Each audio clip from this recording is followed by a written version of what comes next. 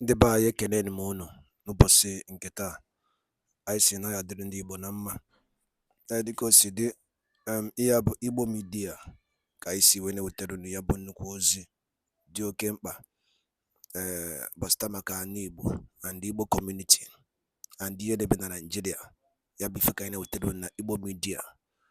Dịka isi wee na-esole anyị, ọ bụ na nke a bụ ụbọchị izizi gị ị na-abịa n'ilu akwụkwọ na Igbo Media, kabaru ka subscribe and turn on your notification ka ị lapụ miss any of our update dịka anyị na-etikwu ya n'ilu akwụkwọ kwa mgbe. Dịka o si dị, o nwere ya wetara n'ụbọchị nke taa gbasịta maka ka ya bụ ife si ada and gbasịta maka ka ya bụ ife si akpọtụ n'ala Igbo. Biko mma achọ ka ige ya bụ ife. Ihe a bụ Biafran Prime Minister Maazị Simon Ekpa. O nwere ife okwu n'ilu akwụkwọ mma achọ ka unu ga-esi ya bụ ife ọ na-adọrọpụrụ anyị ifu nche n'ilu akwụkwọ gbasịta maka ihe ndị a niile okwu. Alright, over to you, sir. Is both, to many people, is both a legal as well as political and security matter. When the senators from the Southeast, led by Senator Yinaya Abaribe, former deputy governor of Abia State and one of the longest-serving senators in Nigeria today, held a closed-door meeting with the Attorney General of the Federation, Lateef Fagbemi. The point that they made was that, one, it was unfortunate that Kanu's agitation has now been totally hijacked by hoodlums and other undesirable elements who have now been killing people in the name of agitation for freedom of Biafra. So, of course, I can hear you. Okay. So, when they met with the Attorney General of the Federation, Lateef Fagbemi, behind closed doors, the senators led by Yinaya Abaribe, whom I described earlier as one of the longest-serving senators in Nigeria today, pleaded that Nnamdi Kanu should be freed, that all charges brought against him by the federal government should be terminated. And Abaribe told the press that Nnamdi Kanu has agreed to a conditional release. He has agreed to abide by all conditions that may be put forward by the federal government for in exchange for his freedom. I said it before now that the Nnamdi Kanu that I've seen in recent weeks, especially after that interview, the impromptu interview that I granted in open court, he appeared to have softened up tremendously. In fact, he was talking at some point during that chat. He was saying that it was because he was in detention that some people have continued their subversive activities. So for Nnamdi Kanu to suddenly be against subversive activities against the government of Nigeria shows that he is tired of being detained. He wants to come out of detention and is ready to abide by conditions put forward by the federal government. Because in this case, the federal government holds the yam and the knife. Kanu is in a weakened position. He tried to use the courts to secure his freedom. It's clear that he's not going to, every effort that he made, at least up to this time, through the courts to get him released, have failed. He also suggested that he was ready to be under house arrest. He wants to come out of the detention facility of the DSS to be placed under house arrest. That also suggested that he was beginning to soften up his earlier rigid stance. But all of the efforts that he had made, all of the suggestions that he brought forward, have amounted to nothing so far. Remember that Senator Ifeanyi Ubah and Eze Chukwuemeka Eri of Enugu Aguleri went to see Kanu in detention and extracted not just a commitment, but a written directive from him that all sit at home must end immediately. Whether on Mondays or the days that is brought to court, he put it in writing and signed that it should not happen again in this house. So he's been demonstrating that he wants peace and that he's committed to peace. Whether the people who have put him in detention believe that is genuinely softening up, that is genuinely seeking peace, is a different kettle of fish. And recently, the governors of the Southeast promised to seek an audience with President Tinubu to also bring up the matter of Nnamdi Kanu, because some people have been accusing those governors and saying that those governors do not want Nnamdi Kanu to be freed for reasons best known to them. But now they have said that they would push for his release by having an audience with Mr. President on that matter. As far as Abaribe is concerned, the tension and acrimony that has engulfed the region since 2021 will become a thing of the past if Nnamdi Kanu is released. He also said that all political and religious leaders agree unanimously that Kanu should be released for peace to reign in the region. He is worried that the economy of the Southeast has continued to suffer because of insecurity, which reached a head in response to, which reached a crescendo in response to Nnamdi Kanu's forceful rendition from Kenya and his detention in Nigeria. So a lot of these leaders from the Southeast, the governors, the House of Reps members, the senators, and religious leaders believe that dialogue and peaceful resolution of the matter is necessary at this time, and that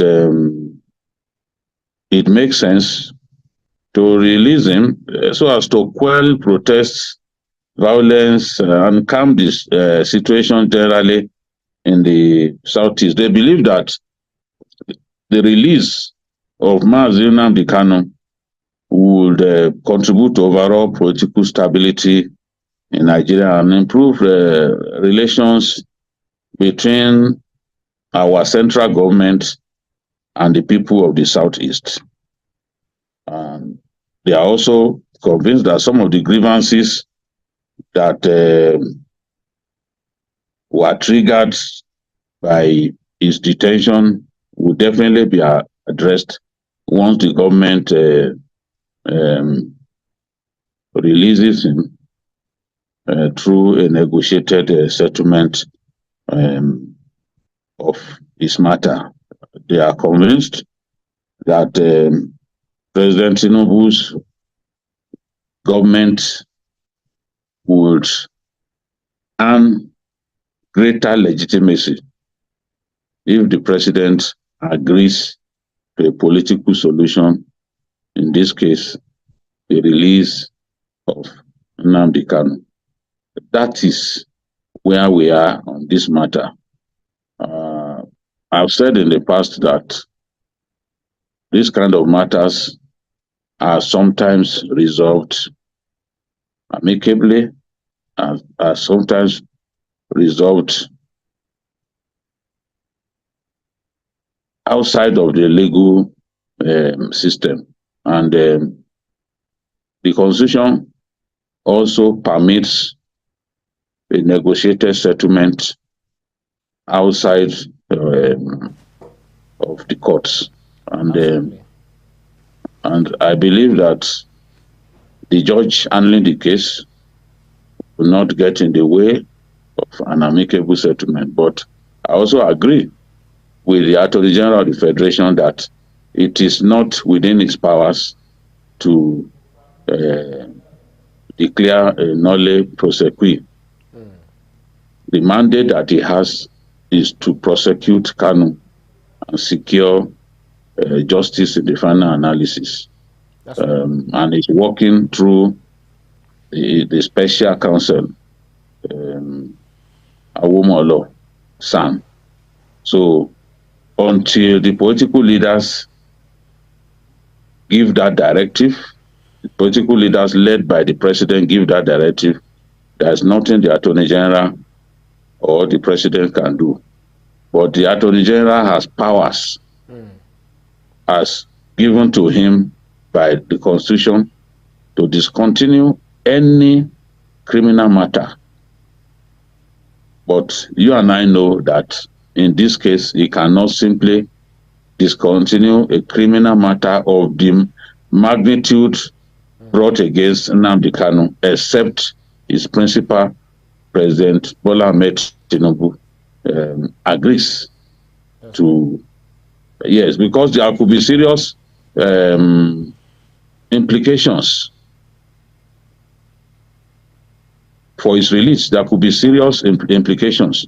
We may say that's exactly. Sorry, BKO, to butt in. That's exactly where I'm going, because just like you said, some of the comments I've actually read here, people are still very much divided over this call for, to free Mr. Kanu.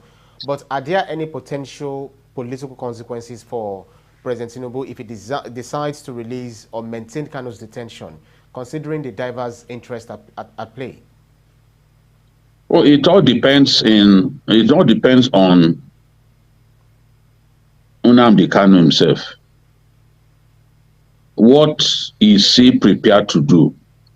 Is he prepared to go the whole hog to ensure that peace, which got worse in the insecurity, which got worse in the southeast in the aftermath of his detention, is eased significantly? What are the steps that he's prepared to take? If they are going to negotiate with him, then the government will come up with some steps, some conditions that they want him to fulfill. What will he do to push the needle of peace? How far can he go? Will he be prepared to give up his armed struggle against the Nigerian state? Will he be prepared to give up his fight for the freedom of Biafra, for the independence of Biafra as he's been championing? Will he simply get freedom and refuse to abide by the stipulated conditions? With him, they have to be very careful. And I'm sure that government will want to be in a very big position of strength in the aftermath of Nnamdi Kanu's release.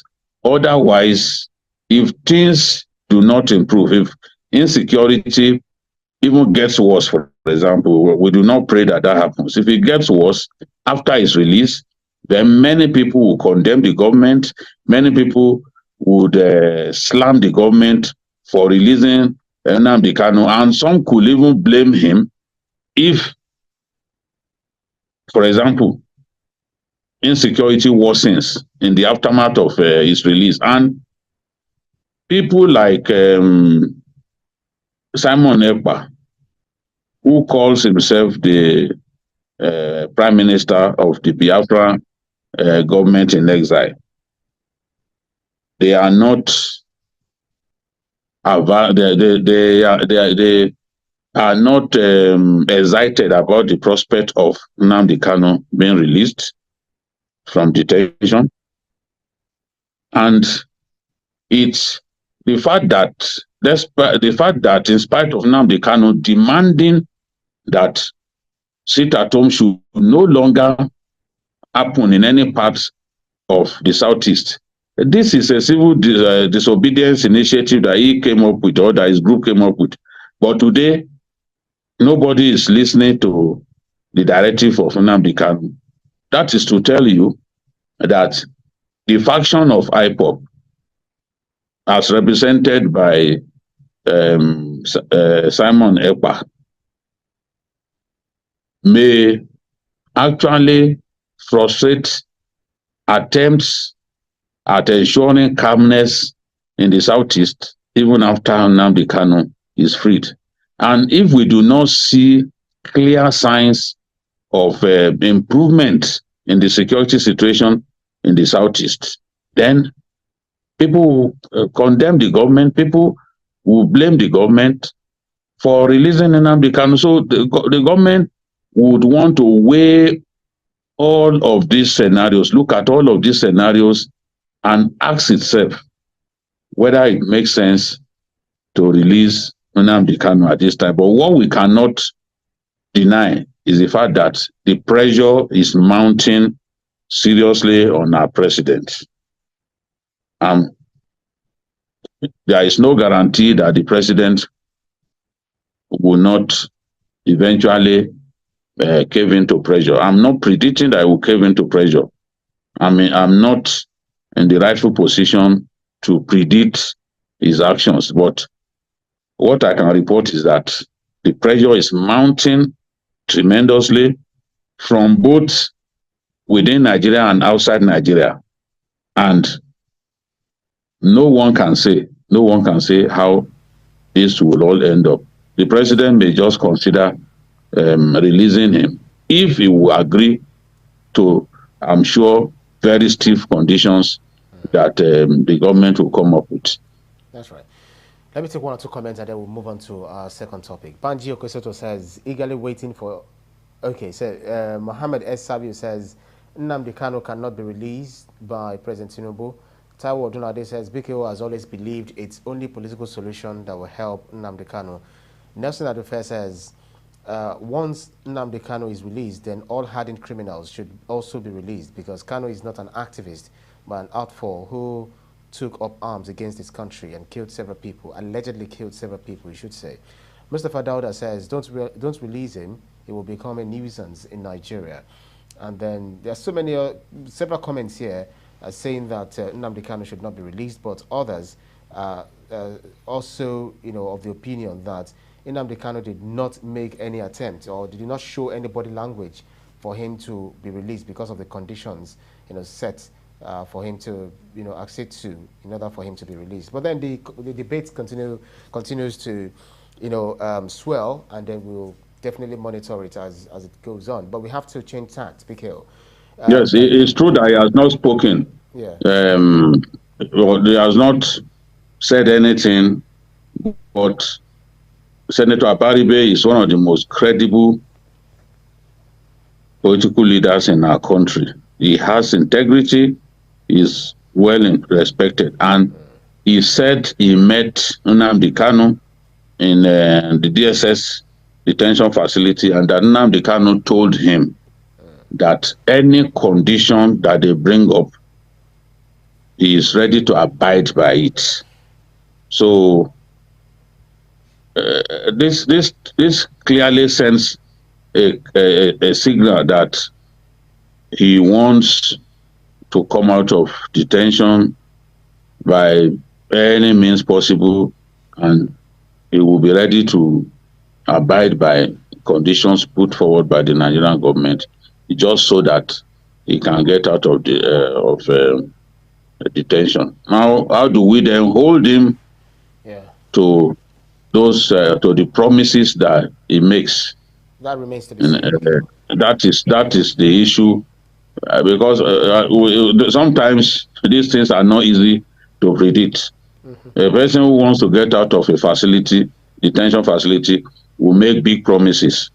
Absolutely. But we're out of time. The government has to find a way.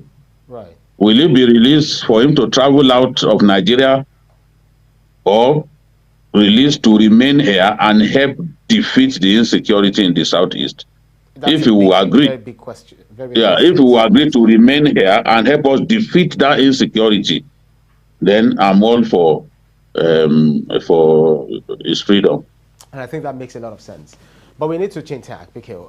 Appeal Court has invalidated the sack of 27 pro-Wiki lawmakers.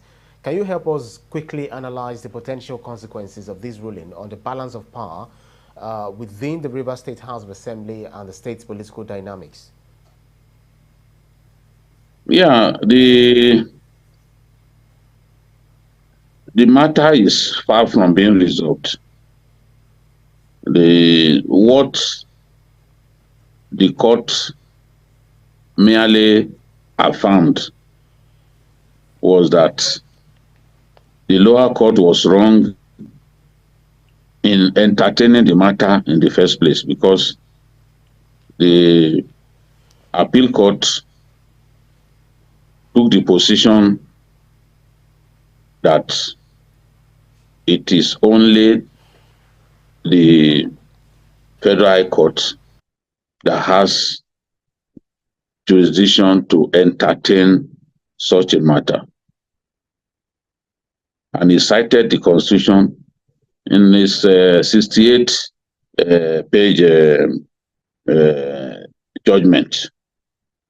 As far as the matter is concerned, the appeal court was convinced that the Federal High Court is the one that has jurisdiction on the matter, and that what happened amounted to judicial overreach by the State High Court. It is such a terrible thing that in our country, judges who are custodians of the law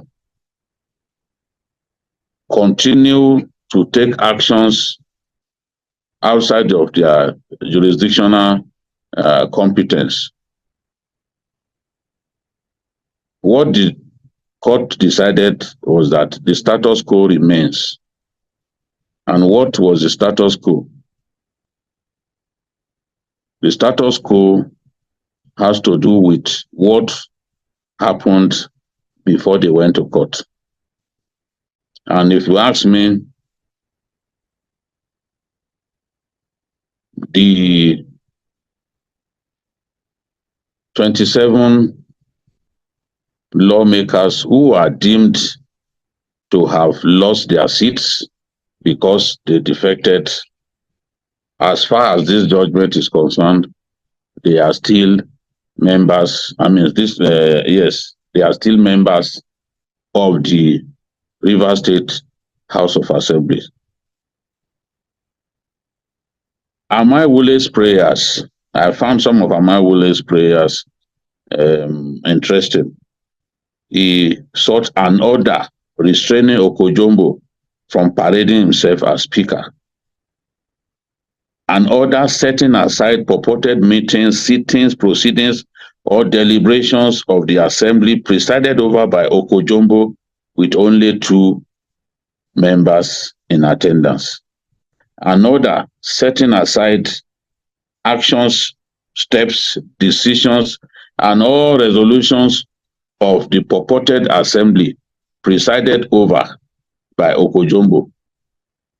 You all recall that Okojombo as speaker, leading two others, screened commissioners and passed them fit. The same person has even recently screened caretaker committee chairman. When a court rules that you had no jurisdiction to entertain a matter, it means that all orders that you have taken as a court, as a judge, all those orders amount to nothing.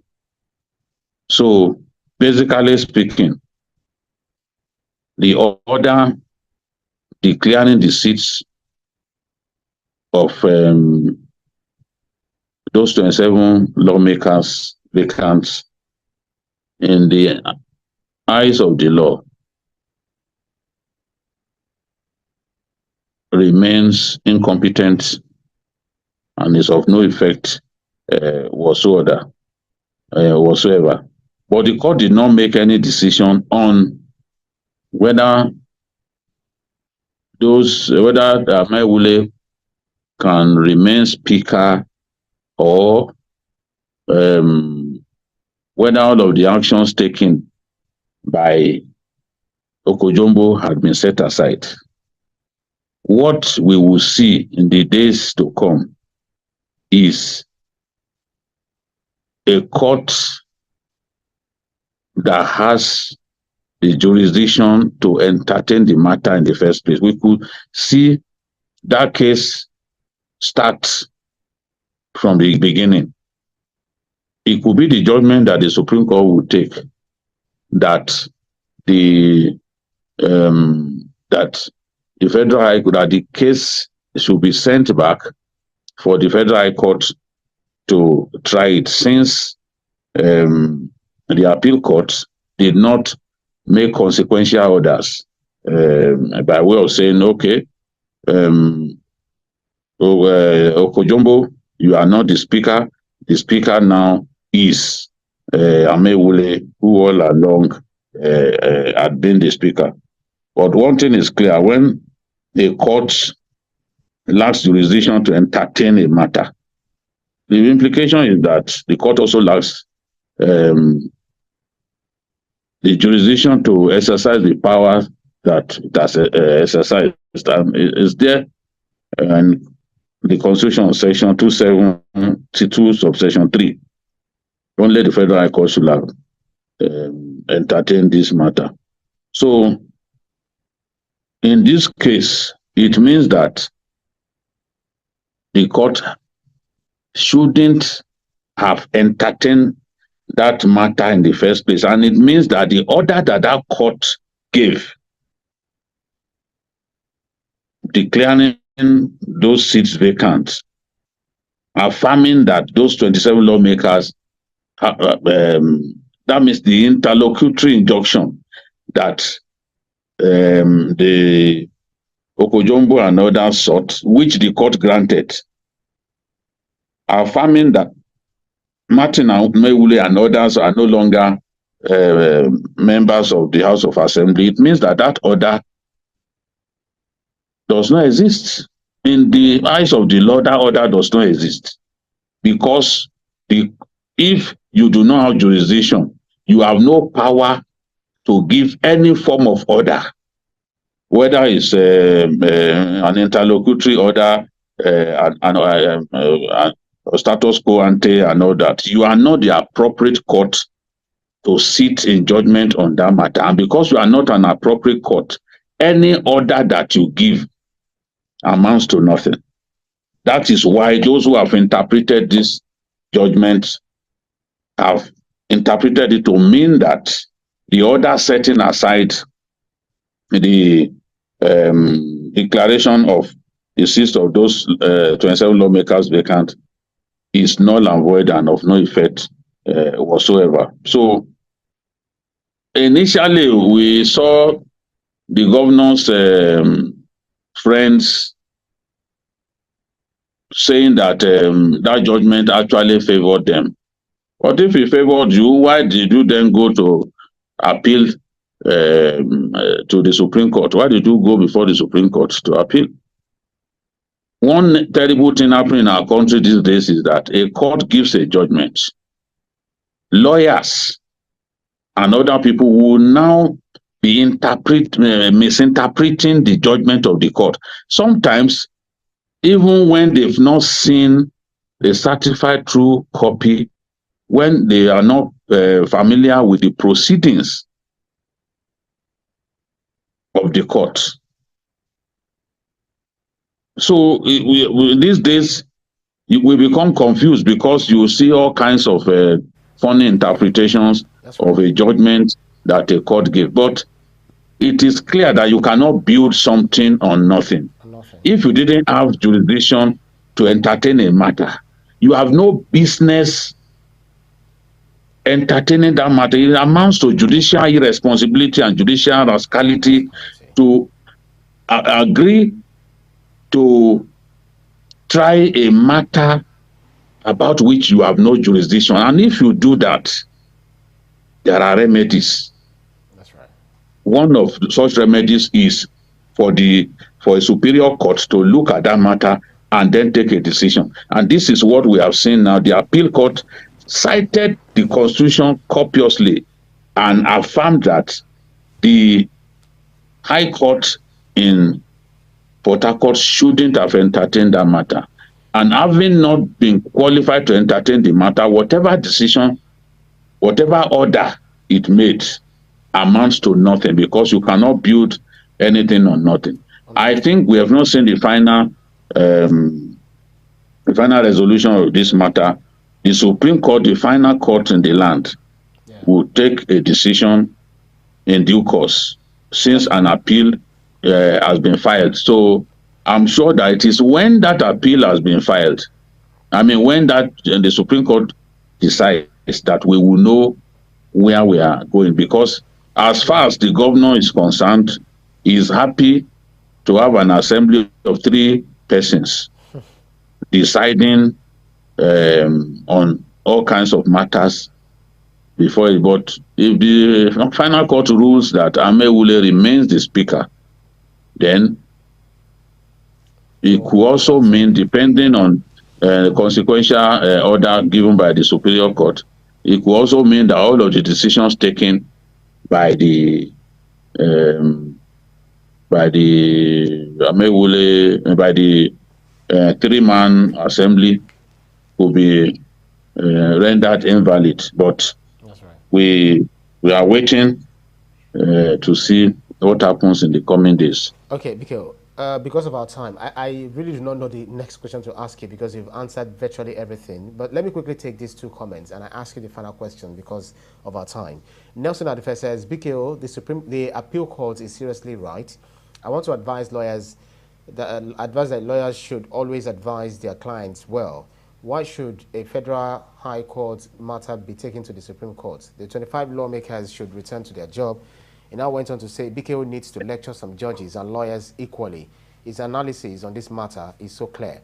Taiwo Odunlade says these guys are still members of Rivers State House of Assembly. Okojombo and Edison Ehie were already suspended by these 27 lawmakers. And that brings me to the last question, BKO. Some members of the House of Representatives, led by Ikenga Ugochinyere, they've said that the judgment of the Court of Appeal on the political crisis in Rivers State has not changed the situation in the state, that the court only talked about, they only ruled on the jurisdiction. So, meaning that the 27 lawmakers remain suspended. That's the position of Ikenga Ugochinyere. So I want you to respond to this in relation to how you see this situation evolving in the coming weeks and months, and what key factors do you think will influence this trajectory? We have just a few seconds. Just about a minute or 2 to go, BKO. Well, if, as I said earlier, if you are not qualified, if you did not have jurisdictional power to entertain a matter, and you proceeded to entertain that matter, and you even gave orders. By law, everything that you did amounts to nothing, which means that those guys have not been suspended. They are still members of the Rivers State House of Assembly. The truth is, you cannot build something on nothing. We want a resolution of this matter. We can't have a situation in which 3 individuals will be representing The legislature. the entire state in the House of Assembly.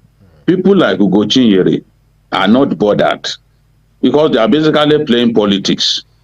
As far as they are concerned, it doesn't matter that it's a terrible precedent that is being set for just 3 individuals, the speaker and 2 others, to be running an House of Assembly.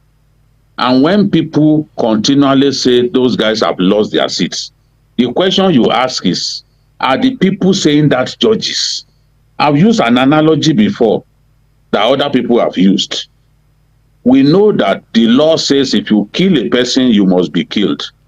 Does it mean that in our country, because the law says you must be killed if you killed a person, that we will not take a person before a court of law and simply cut that person's neck? No. It is the courts and not Ugo Chinyere and other people that can determine whether those guys have lost their seats. That is the structure. That is the way it has always been done. People can make all kinds of comments. They can say what they like. They are not the courts.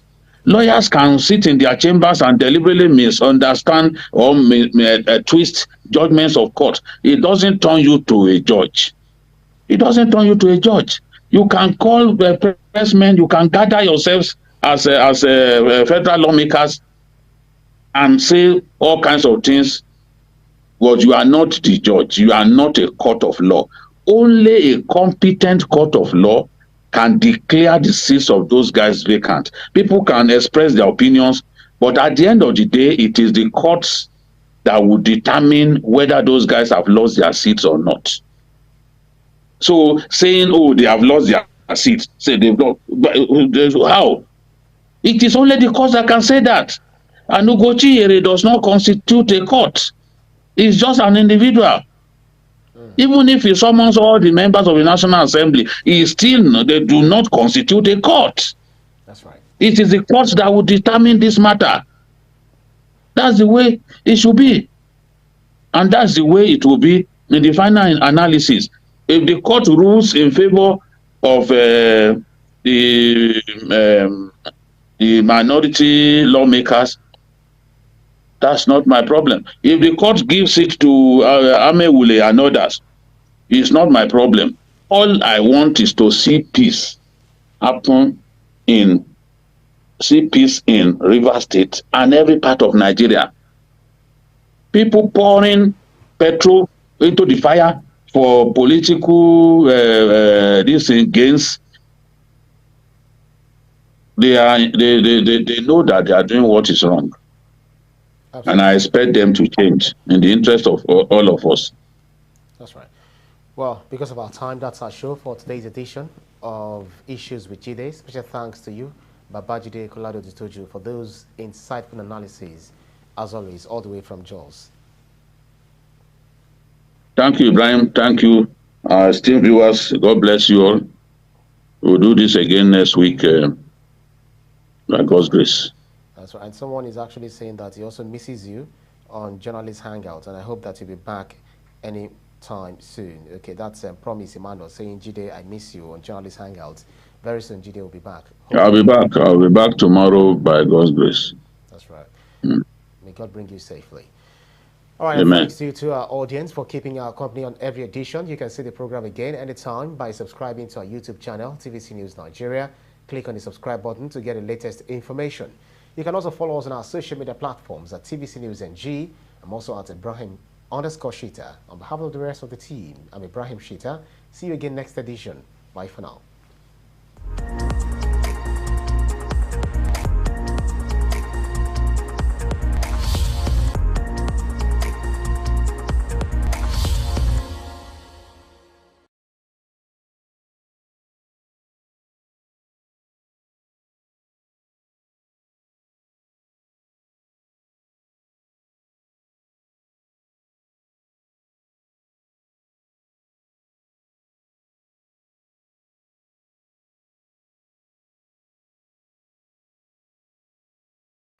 ndị be anyị daalụli nne nnukwu unu si wee na-esore na Igbo Media. Dịka unu si na-esore anyị si na Chukwu oke abịa mapụrụ mmiri na ya gozie niile n'ofu n'ofu. Otu anyị kwuru otu akọ ya dịrịrị ise ise ise. Kapakwa alụ ka itinye alụ nke gị na ihe niile na gbasara maka ihe Biafran Prime Minister kwugasị n'iru akwụkwọ ana ndị ọzọ dị iche iche. Kabarụ ka itinye alụ nke gị ife ichere n'ụdị nke gị gbasara maka ya bụ ife. Dịka anyị nọkwa na-echekwa olileanya na Maazị Nnamdi Kanu ya pụta oge na-adịghị anya na n'ụlọ mkpọrọ, anyị sị na Chukwu oke abịa ma ga-enye ya ike, nọnyere ya, chekwaba ya. Mana anyị kwuru otu aka ọ ya dịrịrị ise ise ise. Thank you and also stay tuned at Eastern News 24.